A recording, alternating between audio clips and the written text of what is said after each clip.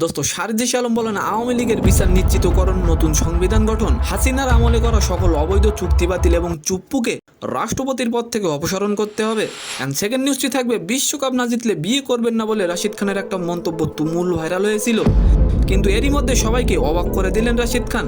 নমস্কার দোস্ত হাসনাত আবদুল্লার পরে এবার রাষ্ট্রপতি মোহাম্মদ শাহাবুদ্দিনের অপসারণের দাবি জানিয়েছেন বৈষম্য বিরোধী ছাত্র আন্দোলনের অন্যতম সমন্বয়ক সারজিস আলম। এর আগে সমন্বয়ক হাসনাত আবদুল্লাহ একই দাবি জানিয়েছিলেন। আচ্ছা, সারজিস আলম যে দাবিটি করেছে আপনি কি তার সঙ্গে একমত? অবশ্যই কমেন্ট করে যাবেন।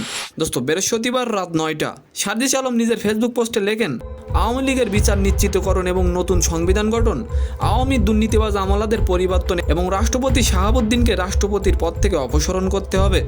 দোস্ত অন্যদিকে রাশিদ খান বলেছিলেন বিশ্বকাপ না জিতলে তিনি বিয়ে করবেন না। সম্প্রতি এরই মধ্যে সবাইকে অবাক করে দিয়ে শুভ কাজ নিজের বিয়েটা সেরে ফেললেন আফগানিস্তানের রাশিদ খান। আন্তর্জাতিক বেশ কয়েকটি গণমাধ্যমের বরাতে এটি জানা গেছে যে আফগানিস্তানের রাজধানী কাবুলের একটি হোটেলে বিয়ের আনুষ্ঠানিকতা সেরেছেন তিনি, কিন্তু কাকে বিয়ে করেছেন তার স্ত্রী সম্পর্কে কিছু জানা যায়নি।